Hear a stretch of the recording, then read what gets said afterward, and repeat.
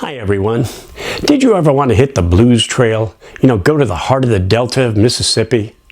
Or maybe sell your soul to the devil at the crossroads? Well, I won a small grant to enhance my Roots of American Music Blues and Beyond honors course. So my wife and I did a 2,700-mile, 2-week road trip to see for ourselves and to answer some of the questions I've had about Delta and Deep South blues.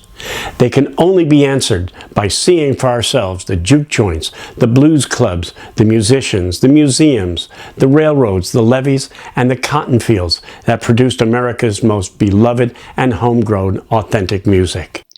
First stop was the Allman Brothers' Big House in Macon. The exhibit progressed chronologically from the Allman Joys and Hourglass throughout their illustrious career, with videos of live shows, life-size photos, elegant paintings, and tons of memorabilia. Now, I was lucky enough to see the Allman Brothers with Duane and Barry, and nearly every year since. The guitars, clothing, and Greg's Hammond B3 organ were prominent, as were their collection of significant guitars, basses, drums, amps, speakers, and clothing. And look at Dickie Betts' beautiful Gibson. And by the way, the Allman Brothers were instrumental in helping Jimmy Carter run successfully for governor and later for president. Upstairs were the living quarters with practice rigs, family photos, and even a saddle that Barry and his wife put in for their daughter. In particular, I love the artwork from the poster arrangements to these beautiful paintings. If you love the Allman Brothers, this is sacred territory.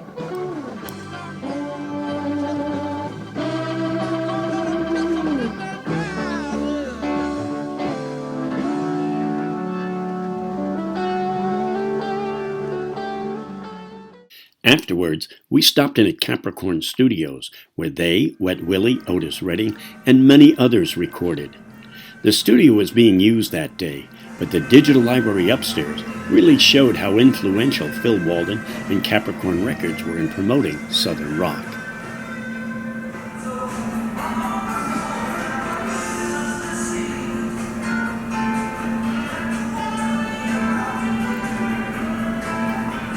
And how often do you get to play on Otis Redding's piano?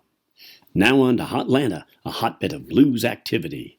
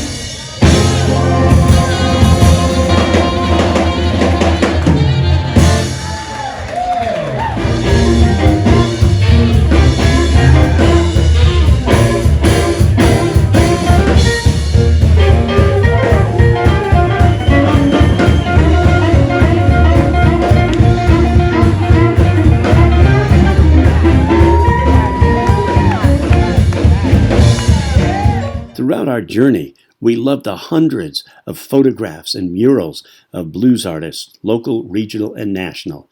And darned if Fat Matt's ribs weren't the best we've ever eaten. And we got a live show, too.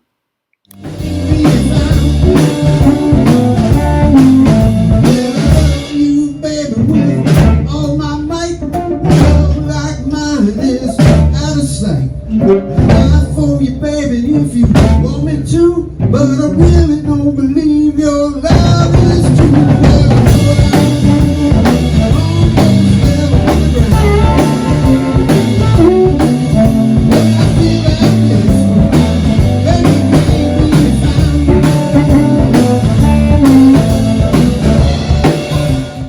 Elvis lived in Tupelo until age 13. The park had his original house and chapel, plus a 15-minute video on how he absorbed the gospel, country, blues, and folk music from the area. Of course, everyone sang in church, but they also stopped in the sharecroppers' and tenant farmers' porches on their way home from school to listen to the old-timers. There was a museum there and plenty of posters from his albums and films, which a lot of young ladies seemed to love. When the cotton crop was mechanized, that threw a lot of people out of work, and his dad moved the family to Memphis in their Plymouth. There's a lot to research in Memphis, starting with these gorgeous statues at the Welcome Center, and then progressing to Beale Street, which was a vibrant black commercial district for decades. Start at the Blues City Cafe for some good food and a live show, and enjoy all the free live music down the street.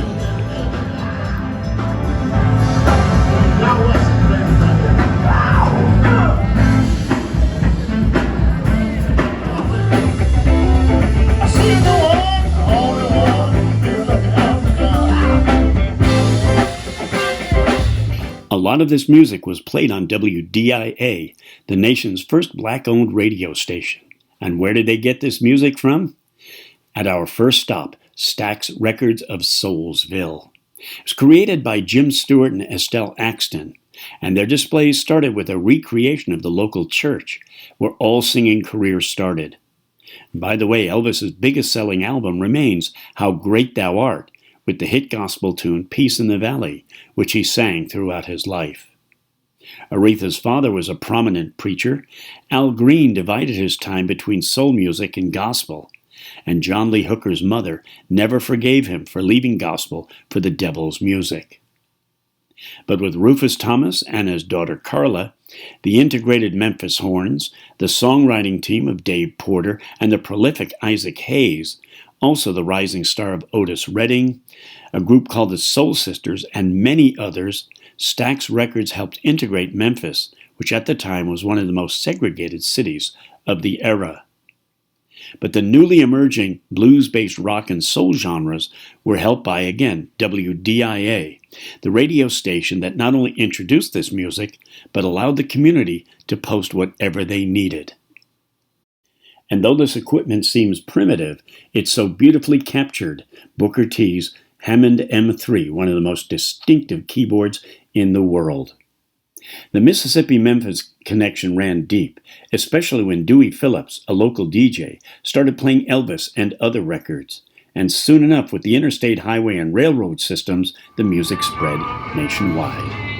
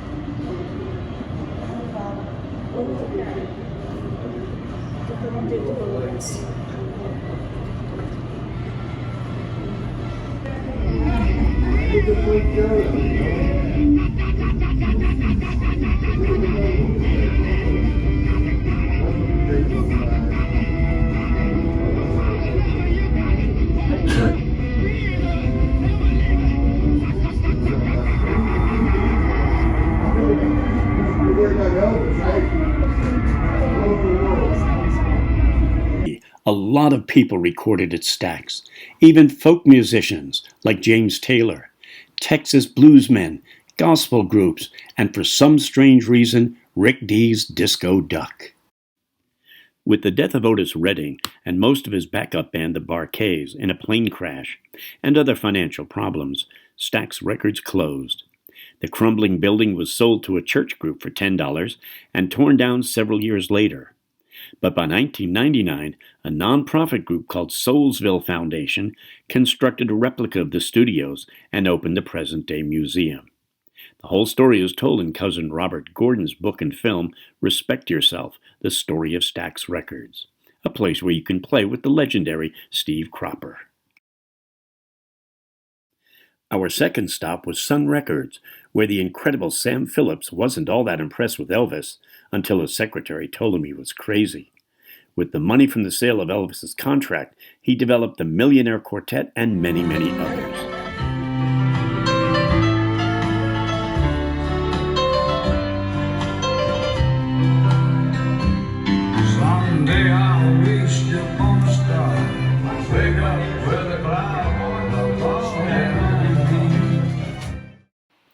Our guide assured us that this was the microphone that Elvis used, and I got all shook up.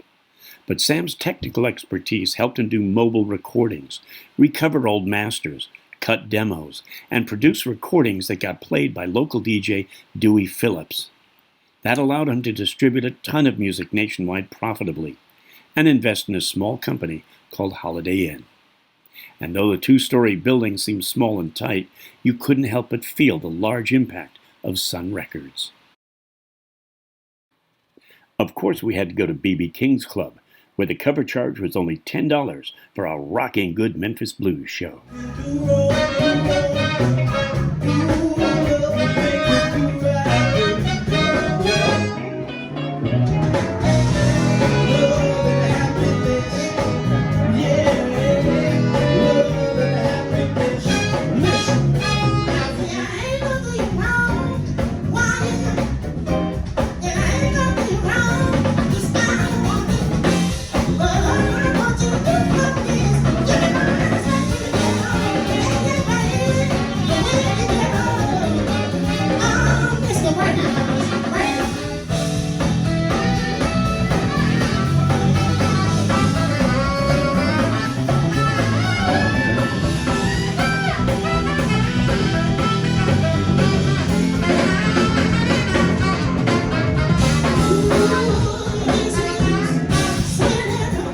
We felt the Rock and Soul Museum was excellent. With headphones guiding you at your own pace, it answered a lot of questions about how these field hollers, call-in responses, work songs, chants, and stomps influenced rural blues. Turns out after hours, they all jammed on the sharecroppers' porches. If you didn't have an instrument, you grabbed a washboard or your homemade gut bucket. And this is where Ike and Tina Turner started cranking out the high-energy blues from the Southern Soul Circuit. The music was so popular, it was played over battery-operated radios, hand-cranked gramophones, and on radio stations like WHER, the nation's first all-female ownership group. The equipment captured the excitement of the local bands as they became bigger and more professional. And as always, they started touring the country. That introduced the country to Delta, Deep South, and Memphis-based blues. And does it surprise you that Elvis was a member of the Speech Club as listed in his high school yearbook photo? Everybody told us to try Gus's fried chicken, and with the sides of beans and mac and cheese, it was authentic Southern cuisine.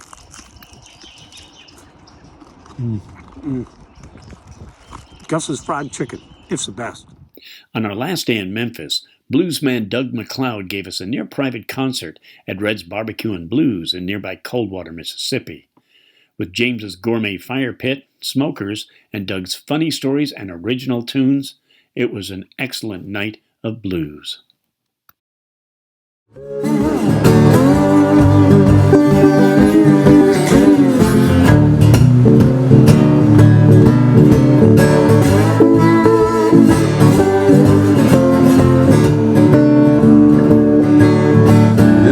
Getting wise to the stuff that you do. You look out for number one, I'm stepping in number two, and I'm gone. Little girl, you know I'm gone. Just like a fox with a chicken, I ain't sticking, I'm gone. Ooh, I'm gone. Baby, I'm gone. I'm gone. Girl, you know I'm gone. Just like a fox with a chicken, I ain't sticking, I'm gone.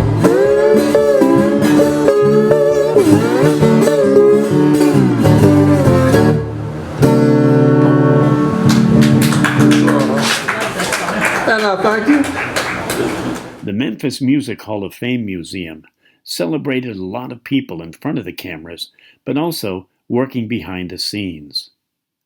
Now, many of them had million-selling songs in an integrated workplace, like Booker T and the MGs and K-Star. And how can you not love a ceiling full of guitars? Elvis's uniforms and posters showing just how prolific these blues shows were.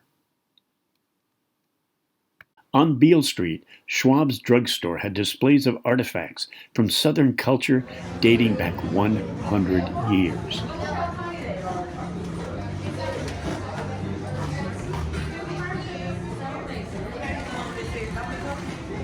They also included hoodoo items from Africa, which has shown up in Delta and Deep South blues. Stories about John the Conqueror, black cat bones, and chants that fascinated John Lee Hooker, among others.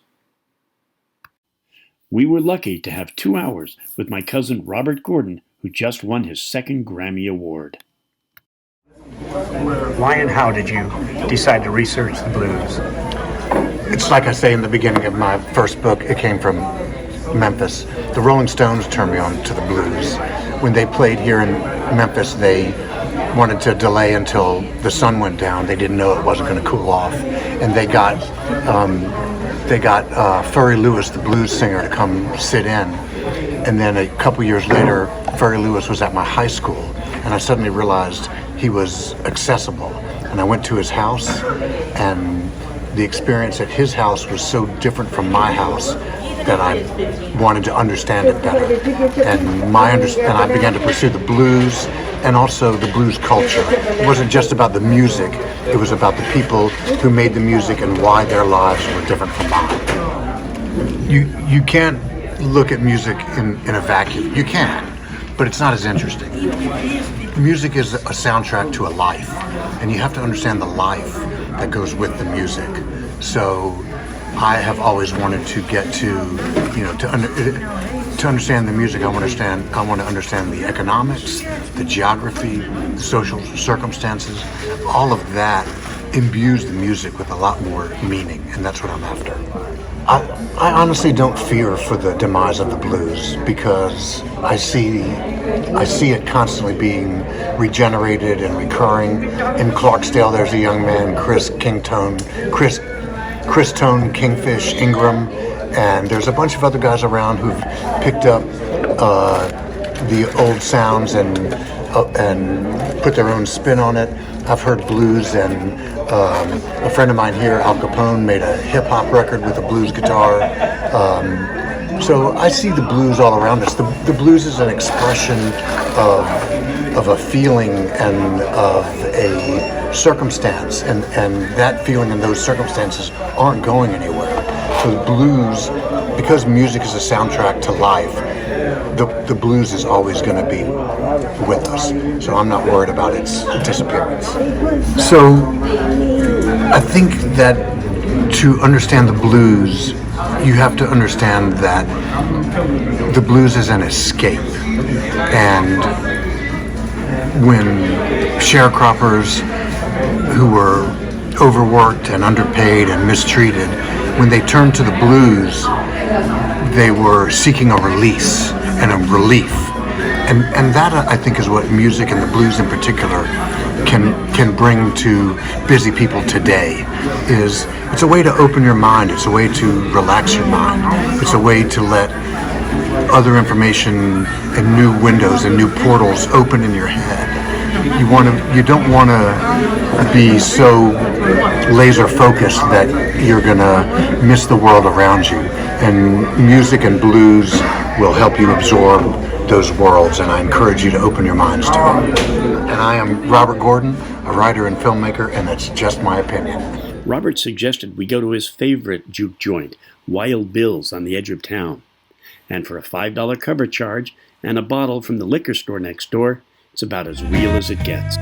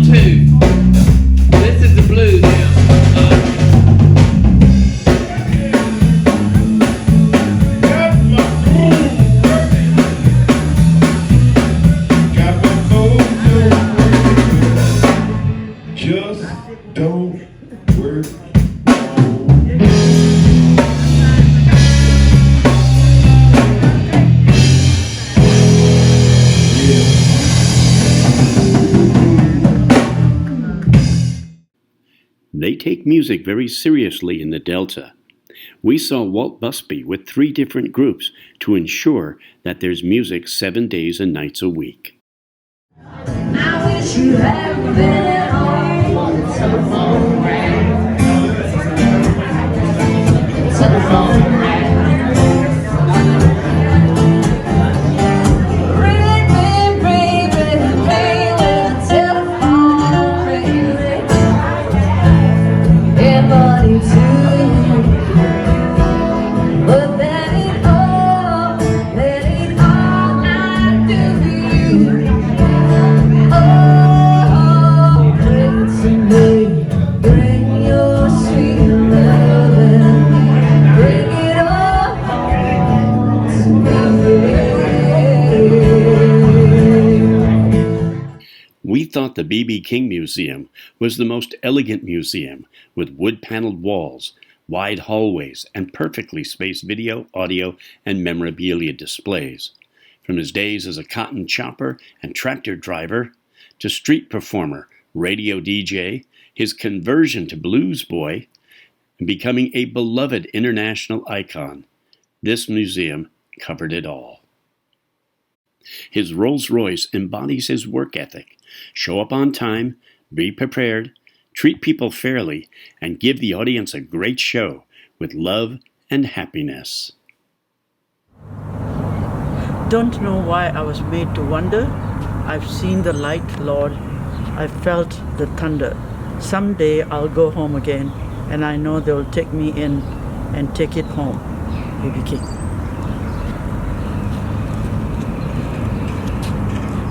Flying Bell.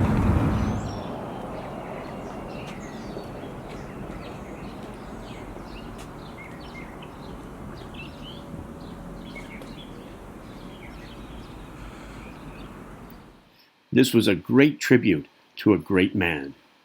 Indianola was a hotbed of Delta blues activity, chief among them the Ebony Club and many juke joints and dance halls that hosted hundreds of artists on the Southern blues circuit.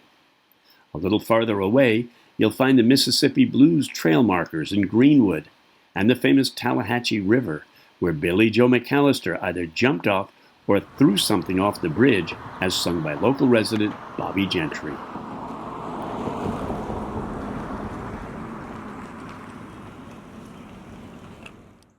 No visit would be complete without a visit to the crossroads of Highway 61 and 49 to pay tribute to Robert Johnson, one of the great names in Delta blues. And on the way to Robert's resting place, you get a feel for how flood-prone this part of the Mississippi River was, and why they needed the levees, how much labor was used in their construction.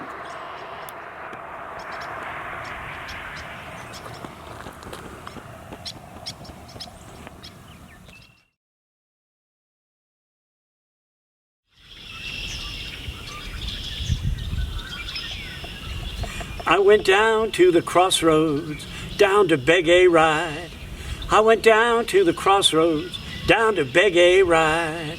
Nobody seemed to know me, everybody passed me by. The Delta Blues Museum was a highlight, not just because they presented the giants of the industry, but the literally hundreds of Mississippians whose music was spread by Malaco Records of Jackson and other smaller labels. The Muddy Waters exhibit was made from actual cedar timbers from his original cabin on Stovall Road, which we'll see later. And when Clarksdale says they provide blues 7 days a week, they mean it at juke joints, clubs, art galleries, historical centers, parks, and even Grandma's Pancake and Blues kitchen. And one of the best parts was seeing our new friends night after night enjoying authentic blues shows around the town. You got no chick to walk you, but you don't you let you on it, baby. You feel kind of cold. Get on the fast back, mama. Come back to the yoga road.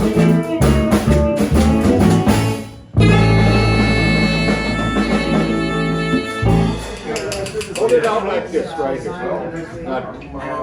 Turn the door.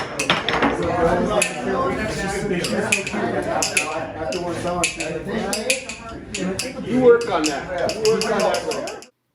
The Delta's heritage was further captured by the artwork in the hotels, but also huge murals around the town, celebrating everyone from the old masters to the newer ones who nourished the roots of American music to keep it alive. And we noticed everyone was committed to promoting the Blues Trail. What I really liked was how friendly everyone was. The musicians and business people welcomed us and were as curious about us as we were of them. Even though some of the juke joints were older, the owners came out to thank us for coming.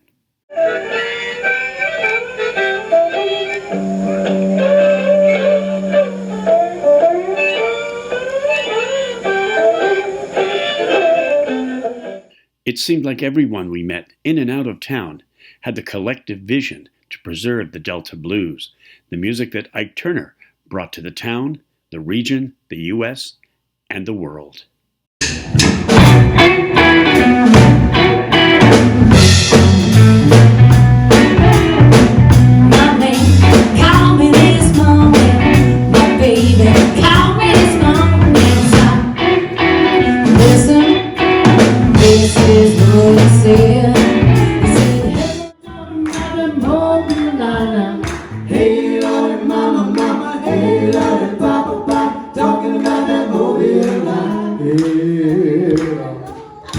Well, that's a road to ride. Ease your trouble in.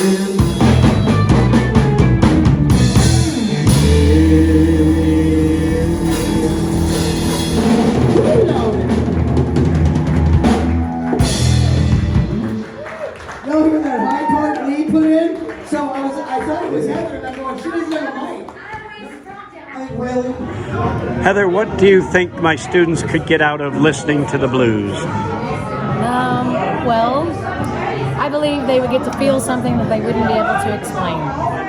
All about feelings. It's the people's music. It connects so many different kinds of people. Who are you listening to today that you could recommend to them? Kingfish. He's from Clarksdale, and he's young. I watched him grow up, and I guess he's a prime example of what I mean. He grew up here, but he has his own thing. He has originals. He's made it big on Alligator Records, so he's like our little star. But yeah, listen to Kingfish. He'll tell you all about it.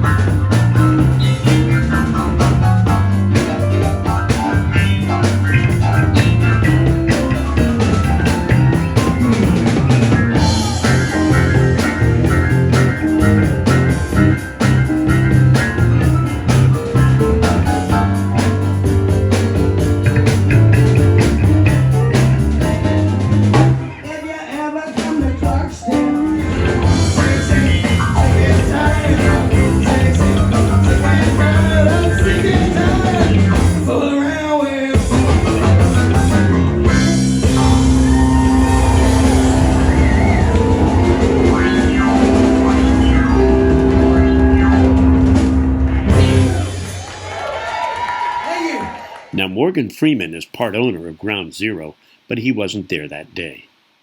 Now, there are many roads looping around the area, from Tunica in the north to Yazoo City in the south, and every town claims to be the birthplace of the blues. Route 7 marks one of the areas James Meredith led his famous March Against Fear protest. Cleveland marks Charlie Patton's life at Dockery Farms, while up the tracks in Tutwiler, W.C. Handy first saw an old blues man in 1903, playing at a train station using a knife for a slide guitar that led him to record Yellow Dog Blues, one of the earliest published blues songs. You'll pass Greasy Street, a historically important black commercial district, as well as the birthplaces of Jessie Mae Hemphill and Pop Staples. And few places spawn more blues songs than the Mississippi State Prison, known as Parchman Farm, where you're warned not to pick up hitchhikers. Now, just south of Yazoo City is the Blue Front Cafe, known as a major stop on the Southern music circuit for hundreds of solos, duos, and groups, but also for its distinctive Bentonia-style blues. Every day. Get in the bed at night. Something you're trying to do that day with that guitar, you get in bed at night and it comes to your mind, you better get up and do it, because if you don't, you wake up in the morning, that thought is gone. Duck, did you start off with gospel like everybody? No. I really started off playing what they call the Bentonia style, and after that, started doing the little thing, little stuff, because the guy called Tommy Lee West that played a lot more or less the hill country style, and I learned a few licks from here. If these walls could talk, they could tell stories about Henry Stuckey and Jack Ward, who Jimmy learned from, and how they traveled around the circuit trading licks and lyrics as they played in juke joints, dance halls, and front porches. And that's how Bentonia blues, hill country blues, Delta and Piedmont styles, and many others spread locally and up to Chicago, St. Louis, Memphis, Georgia, and anywhere musicians traveled and had their records played on the air. The mechanization of the cotton trade replaced thousands of workers with one machine, and millions of black families moved away. But now the area hosts a lot of hospitality and musical events all day, all night, all week long. Right next door is the Shack Up Inn, where you can stay in authentic sharecroppers' shacks, even sit on the porch like the old-timers did, and catch a musical show indoors or outdoors.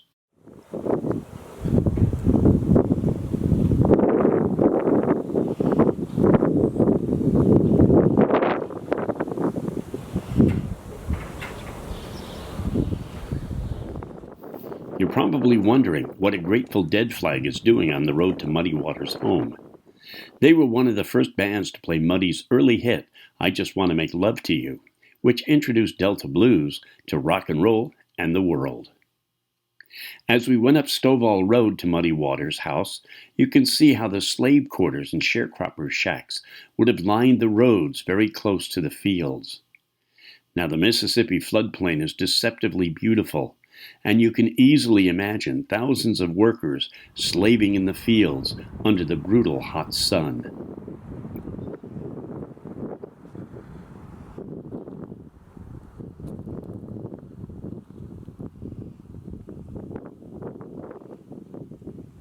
Shortly after, we stood on the levees built by slaves, farmhands, indentured workers, and conscripted blacks, where a young man, McKinley Morganfield, told himself he was leaving the muddy waters of this cruel land. If we had planned it differently, we would have timed it with some of the annual festivals. On the other hand, having the Delta all to ourselves was special. One last question was answered just south of Jackson, where Robert Johnson's grandchildren run a museum in Crystal Springs, where he grew up. He was taught and nurtured by Robert Lockwood, Pinetop Perkins, Tommy Johnson, and Honeyboy Edwards, some of whom lived long lives and brought Johnson's music to hundreds of others. Did he have any legal heirs? Well, for years, Claude Johnson claimed to be his only legal son, but had no proof. His case made it all the way to the Mississippi Supreme Court. He produced his mother's best friend, who testified that she witnessed the two of them having sex that resulted in Claude's birth 9 months later, and the Supreme Court ruled in his favor.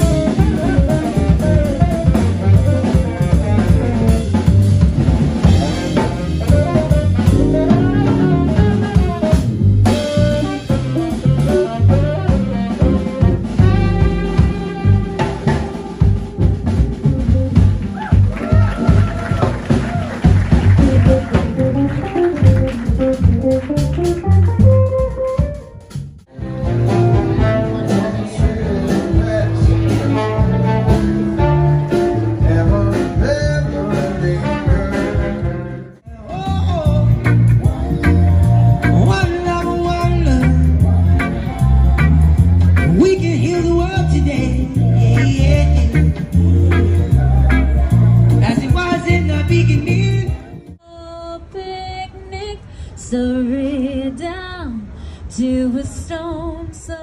What's impressive is that every single musician we met was real. They believe that the blues is all heart, and it's the feeling you get when you play and the feelings you give to an audience when you're in the groove. So whether it's hanging with the hippies or sipping a blues margarita special, there's plenty to do on the blues trail, and plenty to learn, even for someone who's been studying and playing the blues for years. That's the power of the blues and the lure of the blues trail. I prescribe. Thinking all you need is get some brand new eyes. Some brand new eyes. Oh, brand new eyes.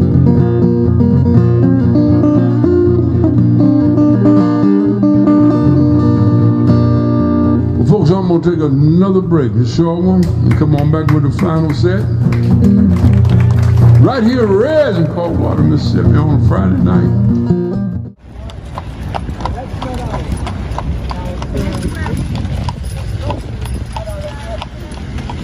I'm Heather. This is the power of the blues. That's the power of the blues.